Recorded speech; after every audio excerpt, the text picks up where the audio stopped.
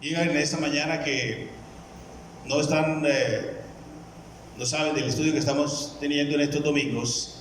Estamos hablando o estudiando la primera carta del apóstol Juan a la Iglesia Universal. En el corazón de Dios seguro estaba la Iglesia del Salvador en este tiempo de la historia de la Iglesia. Estamos estudiando hoy el capítulo 2, versículos 7 en adelante. Primera de Juan, capítulo 2, versículos 7 en adelante. Y rápidamente voy a leer para ustedes hasta el versículo 11. ¿Lo tienen? Primera de Juan 2, 7. Dice así: Hermanos, no os escribo un mandamiento nuevo, sino el mandamiento antiguo que habéis tenido desde el principio. Este mandamiento antiguo es la palabra que habéis oído desde el principio. Sin embargo, os escribo un mandamiento nuevo que es verdadero en él y en vosotros, porque las tinieblas van pasando y la luz verdadera ya alumbra. El que dice que está en luz y aborrece a su hermano está todavía en tinieblas. El que ama a su hermano permanece en la luz y en él no hay tropiezo. Pero el que aborrece a su hermano está en tinieblas y anda en tinieblas y no sabe a dónde va, porque las tinieblas le han cegado los ojos. Inicialmente vamos a leer hasta allí, vamos a estudiar hasta el versículo 17, por ahora vamos a leer hasta allí. Tres aspectos quiero resaltar en esta cita del capítulo 2, versículo 7 en adelante, para que ustedes tengan en cuenta. Les recuerdo que vamos a mandar la grabación a cada uno de ustedes, los miembros de la iglesia que tenemos el WhatsApp, y ya la enseñanza escrita ya la tienen también los que tengan el WhatsApp. Aquellos que quieran me dan su WhatsApp y les mandamos para que concentren y un momento no estén tomando notas, para que podamos tener la concentración debida. Entre los versículos 7 al 11, como el que acabo de leer, vamos a ver el valor de la escritura, como es el título que le he puesto a esta enseñanza, el valor de la escritura bíblica. De los versículos 7 al 11, vamos a ver el valor de ella en los mandamientos, en sus mandamientos. Entre los versículos 12 y el 14, el valor de la escritura bíblica en sus bendiciones. Vamos a estar mirando allí en los aspectos de hijos, padres y jóvenes, y también el valor de la escritura bíblica con relación al mundo en el que ahora vivimos. Acuérdense, el apóstol Juan está tratando de confirmar la fe, las convicciones de la iglesia en esa época, y por supuesto sería para todas las épocas, por extensión, por aplicación. Y ahora hemos visto que él ha querido resaltar la comunión. Él ha querido resaltar la fe, ha querido resaltar en este caso ahora las escrituras, como la legítima autoridad escrita de Dios, esa que recibieron de los profetas en el Antiguo Testamento, y ahora que el Señor está escribiendo a través de ellos. Acuérdense muy bien que al momento del apóstol Juan escribir la segunda carta, ya ha escrito la primera carta, pero ellos nada más tienen como registro bíblico hasta Malaquías. A veces leemos las escrituras a esos autores pensando que ellos tienen ya todas las cartas. Y no, ellos están escribiendo lo que el Espíritu le está dando, pero en el momento solo estaba la Biblia hasta Malaquías. Y el Señor quiere ahora presentar la importancia, el valor de las escrituras, para de igual manera que se evidencien aquellos que no ponen su fe en Dios ni en su palabra, ni están estableciendo sus vidas en Cristo basado en lo que las escrituras, aún en el Antiguo Testamento, dijeron acerca de él, y que ellos tuvieron la experiencia, como arranca la carta, lo que hemos visto y oído, eso os decimos. Este es el mensaje que le damos para hacer la articulación entre el Antiguo y el Nuevo Testamento. Por eso hacemos muy bien nosotros, después de tantos siglos, seguir reeditando la verdad de esta palabra en nuestros corazones. Dice así la primera parte del versículo 7: hermanos, os escribo mandamiento nuevo. No os escribo mandamiento nuevo, sino el mandamiento antiguo que habéis tenido desde el principio. Este mandamiento antiguo es la palabra que habéis oído desde el principio. Entonces,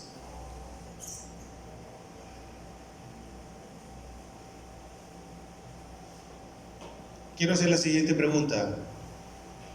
¿Qué tanto valor tiene para usted la palabra escrita de Dios? También, ¿qué hay en este mundo que consideras bueno, que no podrías vivir sin eso? Piense por un momento en esas dos preguntas. ¿Qué tan importante, qué tanto valor tiene para ti esta palabra escrita? Y de igual manera, ¿qué hay en este mundo que no puedes vivir sin eso? La palabra escrita que Dios nos ha dado tiene valor, como les he dicho, por sus mandamientos, sus bendiciones y las advertencias que hay con respecto a este mundo. Entonces miramos en primer lugar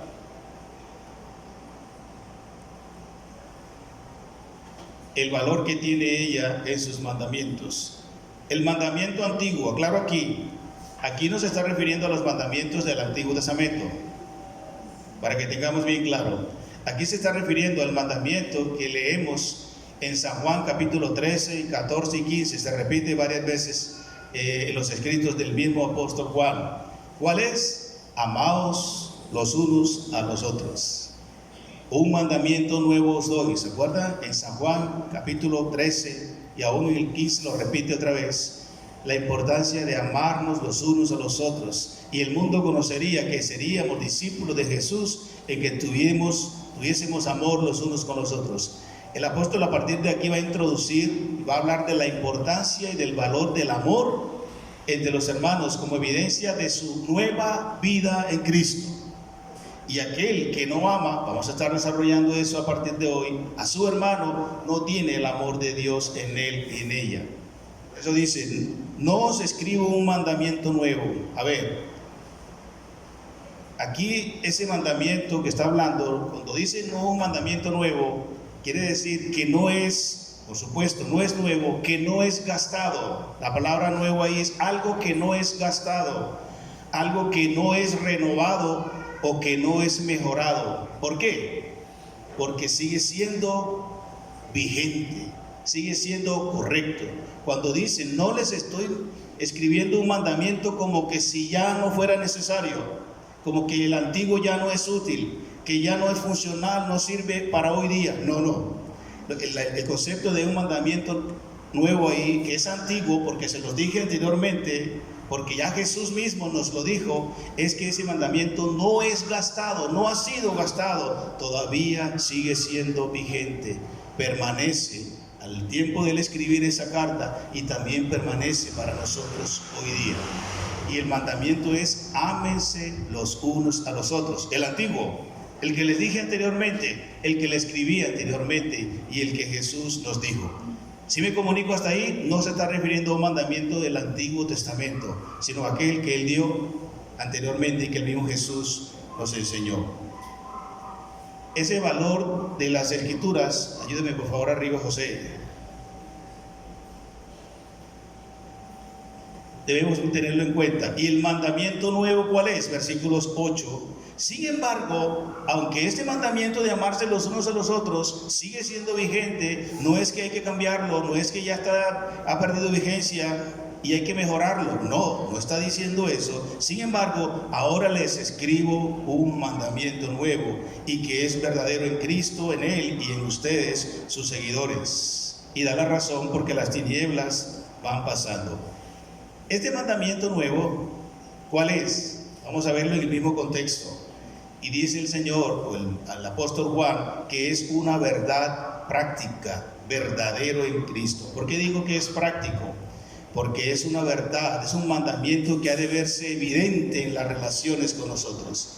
Más adelante va a decir, capítulo 3, que no amemos tanto de palabra, sino de hecho y en verdad. Entonces, este mandamiento nuevo que el apóstol ahora presenta a la iglesia, debemos practicarlo evidentemente en nuestras relaciones, Somos muy dados a decir que amamos, que perdonamos, que apreciamos, que valoramos, pero a ver, eso es evidente. La vida cristiana es práctica. Por ello, si valoras las escrituras bíblicas, la escritura bíblica, también tienes que obedecer. Si decimos que amamos a Cristo, vamos a obedecerlo. Si decimos que amamos la Biblia, vamos a obedecerla. La vida cristiana es práctica, hechos prácticos. Menos ceremonialismo, menos tradicionalismo religioso, práctica, hechos reales. Así también va a ser este mandamiento. Ese mandamiento es real en Cristo, es verdadero en Cristo. ¿Sabe cuál es el mandamiento? No aborrezcas u odies a tu hermano. Eso es práctico. Tiene que ser una realidad. En Cristo lo es. Les recuerdo una idea de esto. Cuando Jesús estaba con sus discípulos, no con los impíos judíos de la época, estamos hablando de hermanos. Ahora bien, había uno allí que parecía ser hermano que no lo era, entre sus apóstoles. ¿Quién? Judas. Sin embargo, el Señor Jesús dice que a todos los amó, incluido Judas, aunque sabía que Judas era hijo de perdición y lo iba a entregar. Sin embargo, el Señor lo amó. No odió a Judas, no aborreció a Judas, aunque Judas lo iba a entregar y de hecho lo hizo. Pero le expresó su amor a Judas de las diferentes formas, como lo hizo, como a todos los 11 demás apóstoles. Entonces, por eso dice que este mandamiento es real o verdadero en él y también en nosotros. ¿Quiénes nosotros? Los que hemos reconocido y creído en Jesucristo como el Señor y el Salvador de nuestras vidas. Esto va a ser muy determinante, hermanos, porque hemos leído varias veces que dice el texto, y el que dice, y el que dice, y el que dice, que es hermano, que es cristiano, que anda en la luz, que anda en la comunión con Dios, pero no está en esto, es un mentiroso, no está el amor de Dios en él, no está Dios en él. Hoy también resaltamos una vez más esta palabra.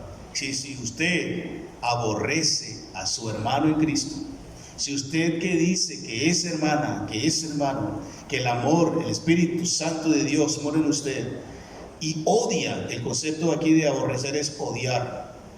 El cristiano no odia a nadie. Aborrece, rechaza, se aleja, se separa, como hemos estudiado, del pecado. Se separa, se aleja de los que andan en pecado, pero no aborrece al hermano. No importa el pleito, no importa la diferencia, no importa lo que haya pasado con mi hermano, con usted, conmigo, pero usted no puede llegar a odiarme. Yo no puedo llegar a odiarte. Cuidado con esto, porque dicen las Escrituras que el que aborrece a su hermano, no, en el amor de Dios no está en él. Vamos a desarrollarlo un poco más adelante. Y vamos a leer en el capítulo 3 que dice que el que aborrece, odia a su hermano, es un homicida y no tiene vida eterna permanente en él. O sea, no es un hermano. Cuidado con esto. Bueno, a veces confundimos los términos y pensamos que es odiar para calmar un poco la angustia y la ansiedad que esto que estoy diciendo pudiera llegar a producirles. A veces no es odio, para tranquilizarles un poco. A veces es enojo, molestia, resentimiento. Pero si pasas esa línea delgada del odio, es porque no eres lo que crees que eres. Y te animo a que invites a Jesús a entrar en tu corazón y te salve y te sane, porque no es posible que un hermano odie a otro. En Cristo este mandamiento es real. Él no odia a sus hijos, a sus hermanos. Y es real también en el cristiano. Sí, aquí no está hablando como una posibilidad, como a futuro. No, está diciendo que en el cristiano, en el creyente genuino, esto es real también, porque el creyente genuino no odia a su hermano. Es lo que quiere dar sentado el apóstol, para después adentrarse en el capítulo 3, para desenmascarar. Cheo, por favor, ayúdenme, vaya conmigo, porque no quiere funcionar esto. Para desenmascarar a aquellos que en la congregación dicen que son hermanos, pero que andan en ese tipo de dinámicas anticristianas. y que es necesario por las Escrituras darnos cuenta que esto hay que renovarlo. Entonces, este mandamiento nuevo también es una obediencia práctica, no solo una verdad práctica en Cristo y en el creyente, sino también es una obediencia práctica. ¿Qué quiero decir con esto? Que aquellos que andamos o que andan en la luz de Dios deben vivir en la luz de Dios. Y los que andan en la luz de Dios obedecen la palabra de Dios. Y tocante a este tema del amor los unos con los otros, obedecen. Estamos amándonos. Y también en el tema de las discrepancias, discusiones, diferencias y hasta contenciones que se generan en la iglesia, también obedezco de manera práctica la palabra en la luz de Dios, en que no aborrezco a mi hermano. También es una obediencia práctica porque permanezco en la luz de Dios. Ya hemos hablado de esto de permanecer. Otra vez, segunda vez que utiliza la palabra permanecer. Y permanecer aquí es quedarse fijo, en tiempo, lugar y modo, porque está convencido que eso es la verdad, que eso es lo correcto, y me quedo en la luz de Dios, y me quedo en la práctica de las Escrituras, y me quedo en la obediencia de las Escrituras como evidencia de mi nueva vida en Cristo, de que eres un cristiano, y me quedo en la idea, permanezco de que no voy a ni puedo o aborrecer a mi hermano. Eso era de mi antigua manera y forma de vivir. Permanezco en él, amando a tu hermano y no habiendo tropiezo en ti. Así es, cuando amas y no aborreces, Dios disipa, amplía tu vida y no hay tropiezo en esta materia de las relaciones. Interesante esto. Cuando en tu corazón hay una permanente disposición a amar, a pesar de que no eres amada ni amado, el Señor flanquea tu vida de tus relaciones interpersonales y fraternas para que no tropieces y caigas en este tipo de dinámicas de odiar o de resentir o de enojarte con tu hermano. Hermanos, el amor cubre multitud de pecados. Y aquello en lo cual podías tropezar por enojarte, resentir con tu hermano, el Señor te va a proteger para que no haya tropiezo allí en ti y no caigas. No importa la ofensa, no importa la circunstancia, el Señor te va a guardar. Entonces, inicialmente tenemos eso allí. La Escritura tiene mucho valor en la vida nuestra, y si la valoras, también la obedeces. La obedeces por el valor que tienen sus mandamientos, sea antiguo o sea nuevo, el de amarnos los unos a los otros o el de no aborrecer a tu hermano o cualquier otro tipo de mandamientos. Todos son evidencias del amor y la gracia de Dios para con nosotros. 2. También la escritura bíblica tiene valor en o por sus bendiciones. Miremos el capítulo 2, versículos 12 en adelante. Os escribo a vosotros, hijitos, porque vuestros pecados os han sido perdonados por su nombre. Os escribo a vosotros, padres, porque conocéis al que es desde el principio. Os escribo a vosotros, jóvenes, porque habéis vencido al maligno. Os escribo a vosotros, hijitos, porque habéis conocido al Padre. Os escribo a vosotros, padres, porque habéis conocido al que es desde el principio. Os escribo a vosotros, jóvenes, porque sois fuertes y la palabra de Dios permanece en vosotros y habéis vencido al maligno. ¿Se dan cuenta por qué estamos hablando del valor de la palabra escrita? ¿Cuántas veces repite ahí, os escribo, os escribo, os escribo? De ahí la importancia que tiene el valor, lo trascendental de establecer nuestra vida cristiana en lo que Dios ha dejado escrito en su palabra. Y no en nuestras presuposiciones religiosas o de la iglesia o de la denominación o asociación o nuestras tradiciones religiosas y culturales. No, en lo que está escrito. Y lo que está escrito dice que debemos amar y no aborrecer. Ahora bien, esta sección, algunos teólogos sugieren que expresa aquí las 3 etapas generales de la vida cristiana, de cualquier cristiano. Cuando son niños, cuando son jóvenes y cuando son padres. Aquí hace una variación. Primero comienza con niños, padres y jóvenes. Allí hay una intercalación, como ustedes pueden darse cuenta, haciendo mención a cada uno de ellos. Listo. Pero a ver, y nota que son bendiciones, privilegios y evidencias de la nueva vida en Cristo en esas 3 etapas de la vida cristiana. Y en una de esas palabras, cuando dice os escribo a vosotros niños, 2 veces hijos, una en el versículo 12 y otra en el versículo 13. Hay 2 palabras muy distintas, honestamente hermanos, sale igual hijos, hijos, pero una de ellas es hijos pequeños y otras es hijos mayores, pero ahí no sale igual en el castellano, por eso no logramos captar la idea básica de ese texto. Por eso hablamos de etapas de desarrollo de la vida cristiana y comienza con el término hijitos, hablando de la relación del bebé, del niño con su padre. Hijitos, un término para hablar por eso a recién convertidos. Ustedes, aquellos que están recién convertidos en la iglesia, diría el apóstol Pedro, perdón. Ahí dice, sus pecados han sido perdonados. Esto es un rudimento del evangelio. Nótenlo. Este concepto del perdón de pecados, del arrepentimiento, de la salvación, es un rudimento del cristianismo. ¿Eso qué quiere decir? Que es una lección básica para aquellos que están comenzando en el evangelio.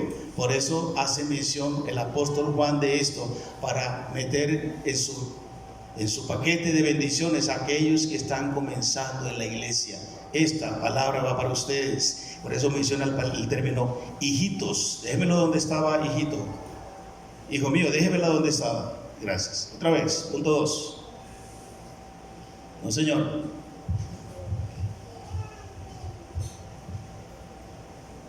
Hijos, ustedes han sido perdonados y perdonados por el sacrificio de Cristo, perdonados por el nombre de Cristo. Eso es, recuerden, hijitos, niños en la fe que hay en la iglesia.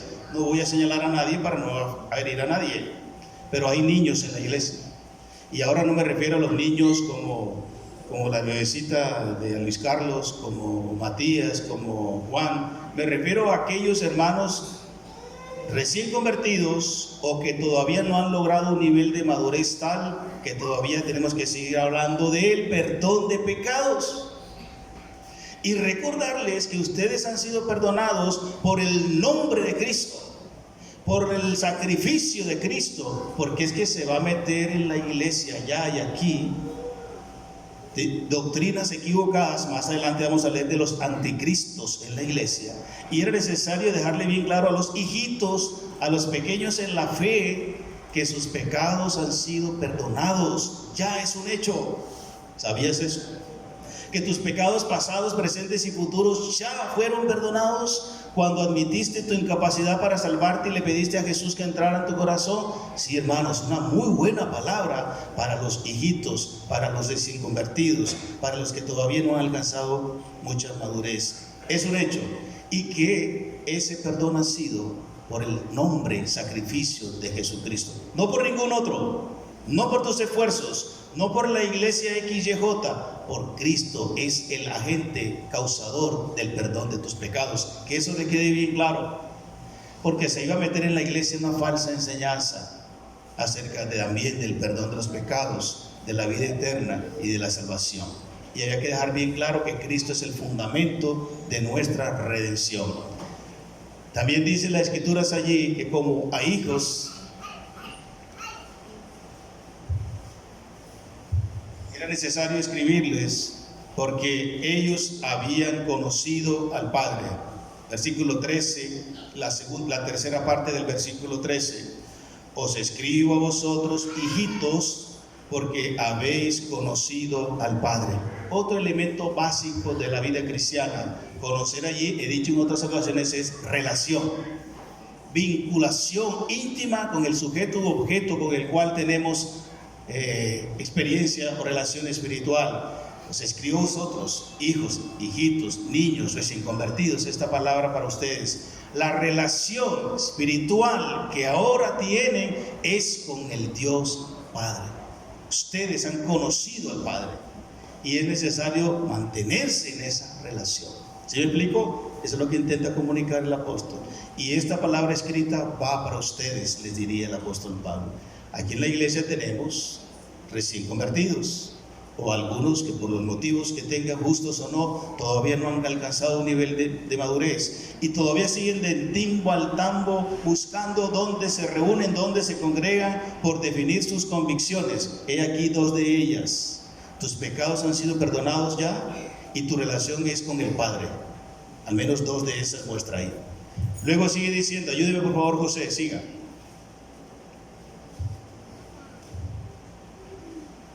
Las bendiciones como padres. Versículo 13, la primera parte. Os escribo a vosotros padres porque conocéis al que es desde el principio.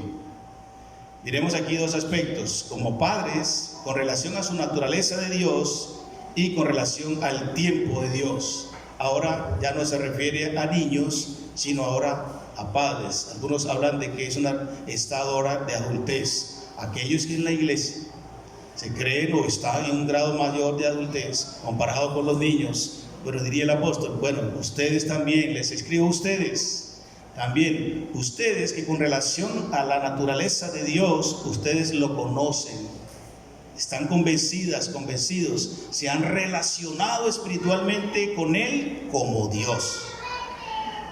Él es el Dios altísimo, supremo, soberano. Él es el Señor, amo, dueño, la máxima autoridad de sus vidas.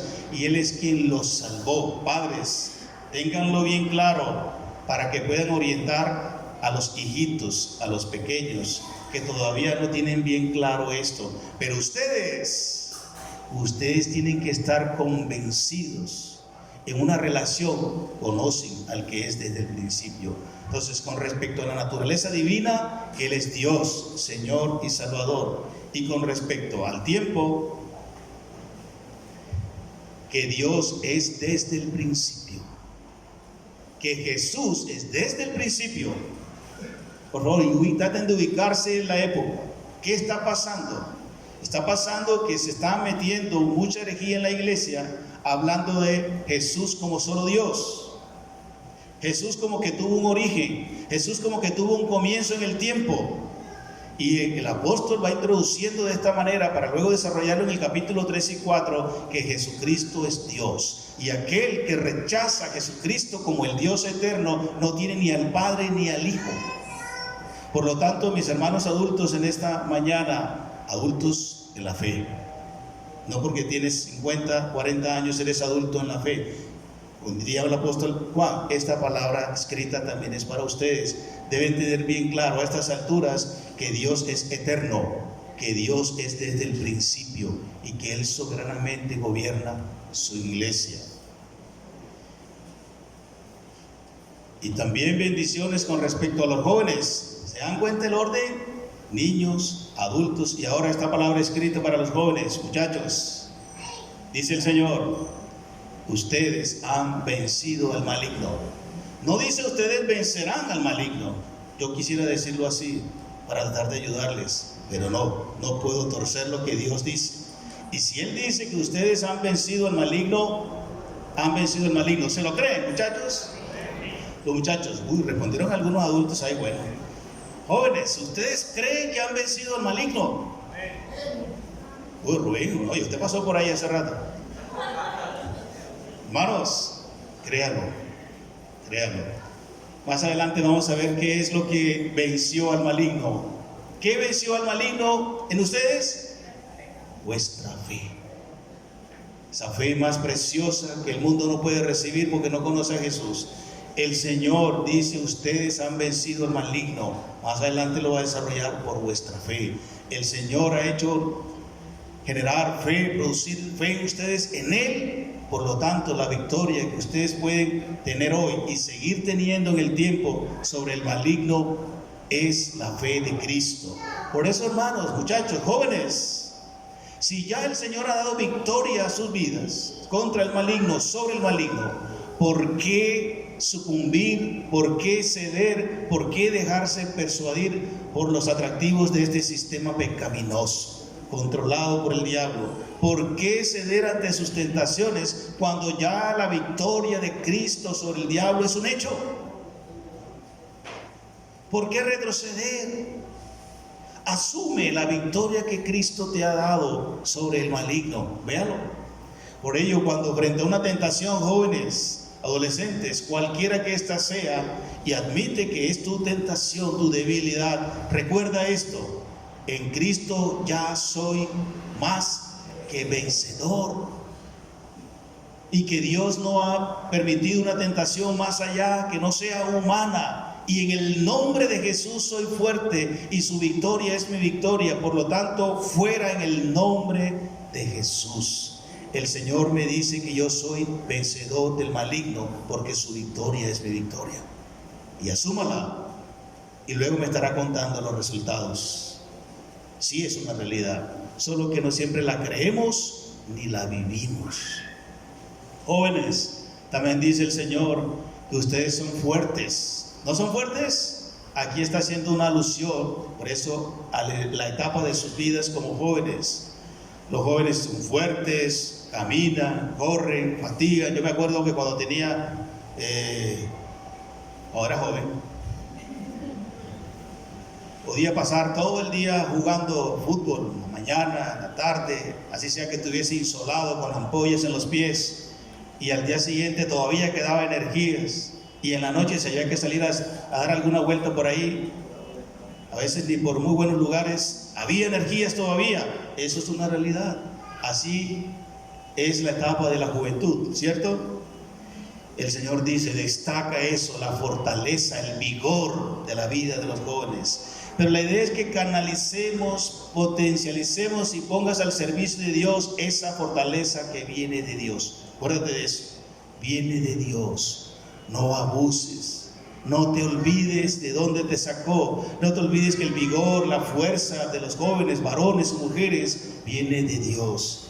Y si Él, por necedad, desobediencia y no darle el valor a su palabra que te está resaltando en esta mañana, pudiera ser víctima o merecedor de su disciplina, como a padre que ama a su hijo. Algunos jóvenes viven como que si siempre van a tener 20 años, como que si siempre van a tener 25 años. Yo creía que también iba a tener 25 años durante 25 años. Y no, ya tengo lo que tengo, hermanos. De tal manera que ya no tengo esas fuerzas. Y a veces ya no puedo igual. Por eso cuando los muchachos me convidan que vamos a jugar, pastor, digo, estoy pensándolo, ya no es igual. Muchachos, aprovechen su juventud para la gloria del Señor. Y inviertan en Él, en su reino y su justicia, toda la fortaleza y el vigor que el Señor les da todavía. Porque llegarán los años en que diga, como dice Eclesiastés, no tengo en ellos contentamiento. Se te va a pasar la juventud. ¿Y qué vas haciendo con ella? En tercer lugar, otra bendición para los jóvenes es que dice que la palabra de Dios, oh, qué bendición esto, permanece en ellos. ¿Sí se han percatado ustedes que para los jóvenes menciona 3 bendiciones? Para los anteriores 2, muchachos, el Señor está interesado de manera muy especial también en la calidad de vida espiritual de ustedes. Miren esa última parte, porque la palabra de Dios permanece en ellos, está en ustedes. Pregunto ahora a los jóvenes que están aquí, ¿la palabra de Dios está en ti? La palabra de Dios se quedó, está establecida, está firme en ti. ¿Con qué frecuencia lees la Escritura? Esta palabra escrita como manual de vida, ¿con qué frecuencia la meditas? ¿Con qué frecuencia la obedeces? ¿Le das valor? ¿Es importante para ti? ¿Cuándo fue la última vez que leíste la Biblia? ¿Hace cuántos días, meses? ¿No tienes una Biblia? Pídala. Pero aquí se refiere a los jóvenes que tienen esa vinculación, esa relación con Cristo de veras. Quisiéramos que todos los jóvenes de nuestra iglesia tengan esa relación en la cual la palabra de Dios permanece en ellos, porque esto se evidencia de manera práctica.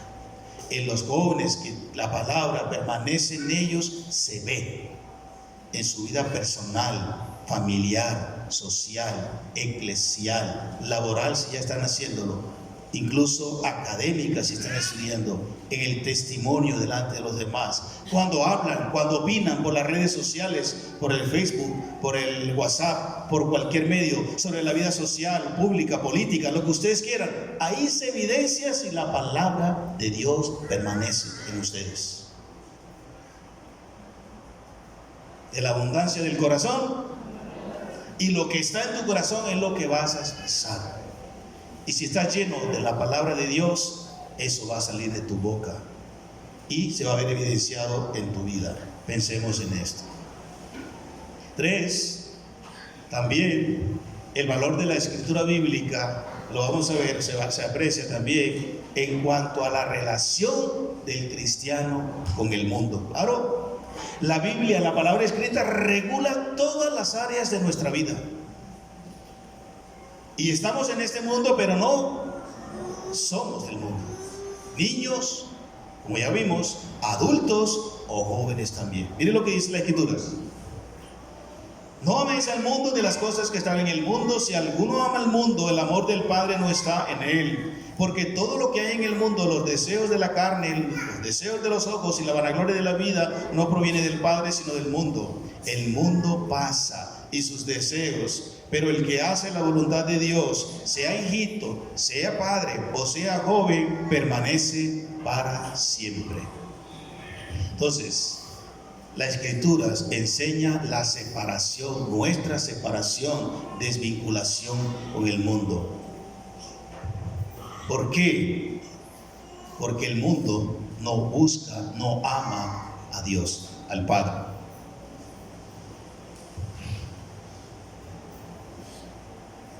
¿Cuál es la orden? Según el versículo 15 para nosotros, hijitos, padres y jóvenes. ¿La orden cuál es? No améis al mundo, ni las cosas que hay en el mundo. No amarlas. Al mundo hay que usarlo. ¿En qué sentido? De las cosas que hay en el mundo, que no me sean ocasión de pecar, de ofender a mi Padre y Dios, que es mi prioridad, las voy a usar para su gloria, para mi bendición y la de los demás. Pero aquellas que interfieren en mi correcta relación y comunión con Dios, aunque me guste, por eso decía en la introducción, ¿qué te gusta que no puedes dejar de vivir sin ello? Algo tan elemental como esto. Si no puedes vivir sin usar ¿tu qué?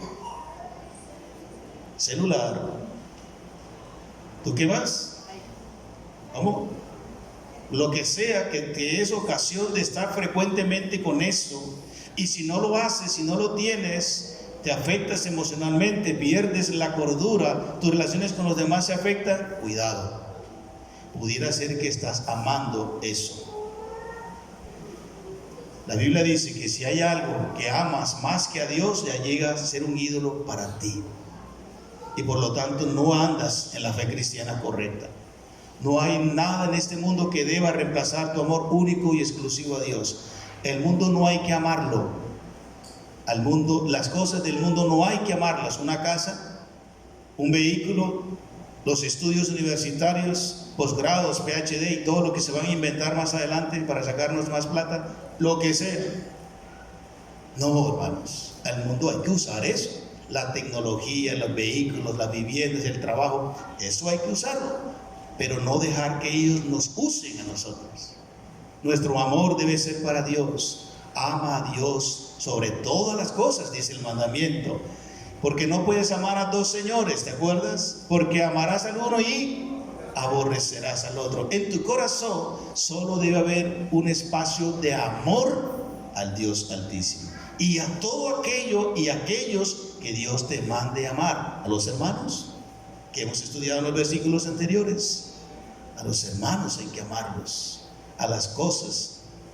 Los hermanos son más importantes que las cosas.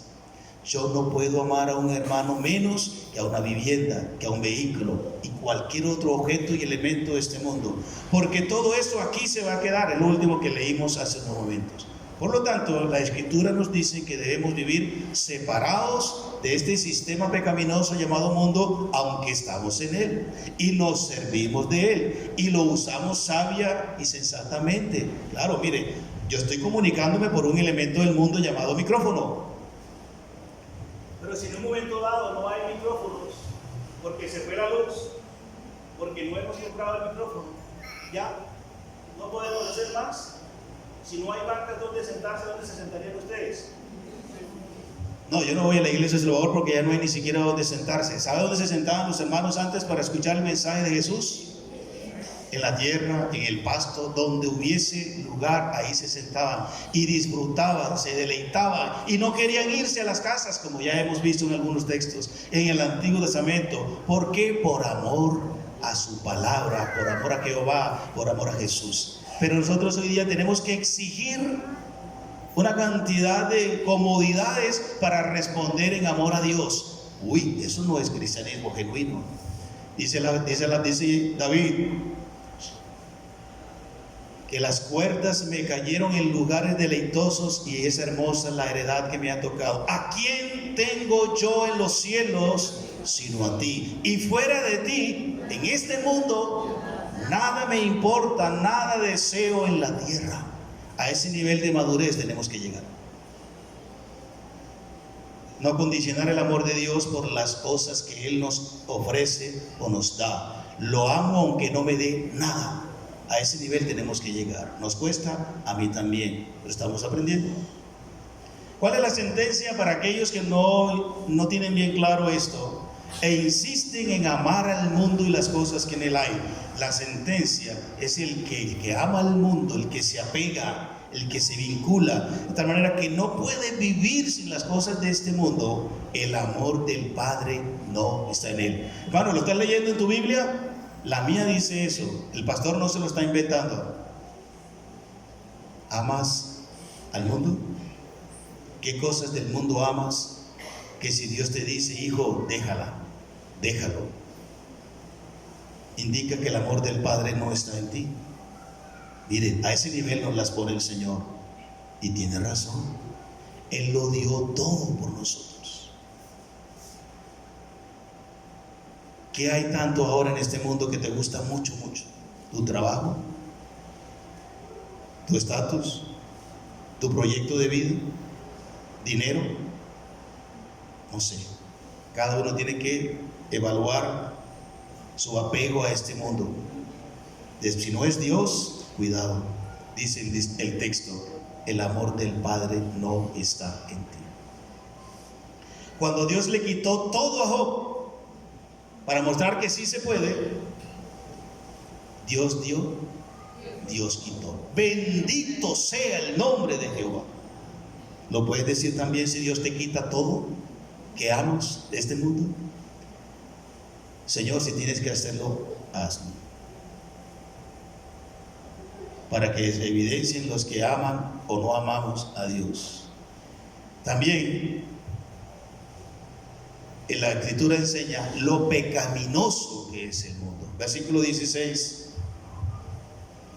Porque todo lo que hay en el mundo, los deseos de la carne, los deseos de los ojos y la vanagloria de la vida, proviene de Dios. Amén. No proviene de Dios. Por lo tanto, los deseos de la carne se refiere a todo aquello que yo veo que me atrae, que me seduce, que me gusta, aunque sea malo. Deseos malos del corazón y deseos malos de mí y de usted, de su naturaleza pecaminosa con la cual todavía tenemos luchas. Ahí está en nosotros, todavía no ha sido retirada de nosotros, para que aprendamos a depender y a confiar del poder de Dios y no de nosotros. También enseña lo pecaminoso del mundo cuando dice que los deseos de los ojos, al codiciar lo malo que ves, ¿qué te gusta? Todavía estás viendo películas impropias de inmoralidad para un cristiano. Todavía estás viendo revistas con alguna implicación inmoral, o qué sé yo, porque puede que lo que para mí sea tentación para ti no sea, o viceversa. Bien, todo aquello que veas de este mundo que te sea ocasión de caer, dice las Escrituras, eso es deseo pecaminoso y de este mundo. De Dios no viene, porque Dios no tienta a nadie y Él no puede ser tentado. Eso es de este mundo, de este sistema pecaminoso que va en contravía a la moral santa, justa y buena de Dios. ¿Qué es? Cada uno tiene que hacer su propio análisis. ¿Qué te atrae? ¿Qué te gusta visualmente y te produce deseos pecaminosos? Evítalos, confiésalos ante el Señor y apártate de eso. Al codiciar lo que ves y al dejarte atraer por lo malo. 3. El valor del mundo también lo vemos en que el Señor enseña la brevedad del mundo. Creo que me faltó algo ahí, ¿cierto? Eso es. También con relación al mundo, en lo pecaminoso del mundo, la vanagloria de la vida. ¿Qué es la vanagloria de la vida? Es el orgullo de ser. Algunos todavía se preparan y estudian porque quieren ser algo en la vida. ¿Ya no lo eres? ¿En Cristo ya no lo eres? ¿O ser cristiano es comparado con tener una carrera universitaria, un doctorado, un PhD o dinero, relaciones sociales y propiedades? ¿Eso sí me hace ser? Eso es tener en poco lo que Cristo hizo por ti. Esto es de este mundo y aquí se va a quedar. ¿Ya eres en Cristo o todavía no? Bueno, si no eres en Cristo, ya ese es otro tema. Pero la vanagloria de la vida es el orgullo de ser. Y en este mundo, si no tenemos, no somos. En Cristo ya somos. La vanagloria del orgullo del tener. Como dice el dicho por ahí, ¿cuánto tienes? ¿Cuánto vales? Y la vanagloria de la vida se refiere también al orgullo del poder. Cuando tienes, te sientes que vales y que eres alguien falso. En Cristo todo lo tenemos. En Cristo somos completos. En Cristo somos herederos y coherederos por su gracia. Tenemos morada celestial. Hay proyectos eternos para los hijos.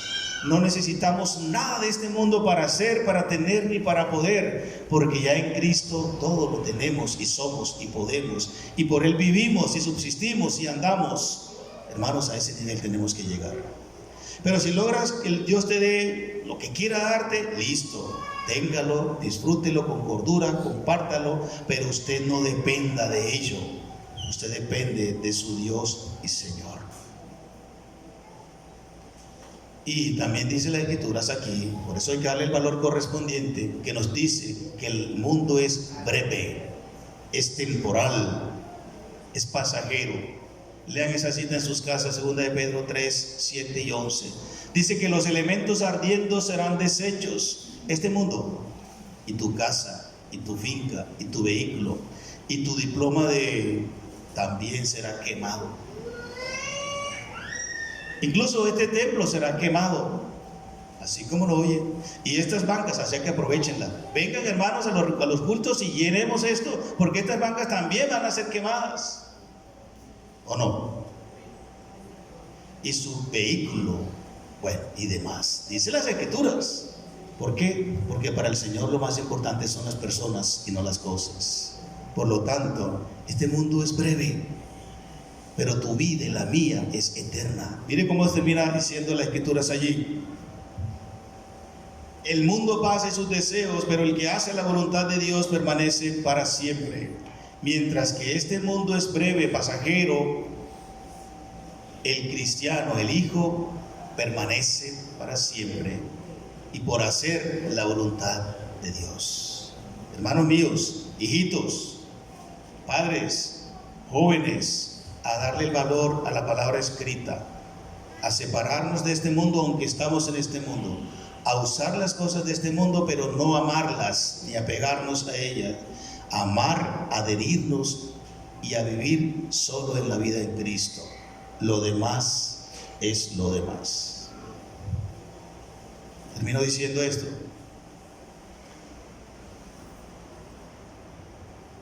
Dios Padre nos ha dado su palabra escrita para que vivamos de acuerdo a sus enseñanzas y haciendo así lo glorifiquemos.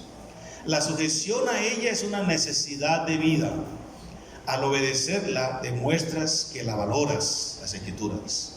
en todas sus enseñanzas, por sus múltiples bendiciones, y te guardará de este mundo malo.